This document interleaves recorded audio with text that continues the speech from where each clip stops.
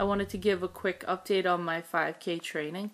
I'm on week 3 and it is into running more than a minute and a half, so I'm running like 3-minute intervals on and off, and I'm doing it.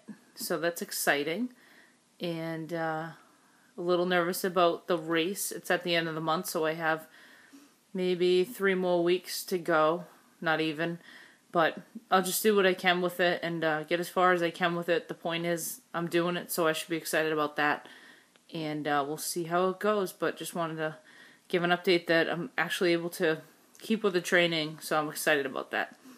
Even running in the rain, so alright, thanks.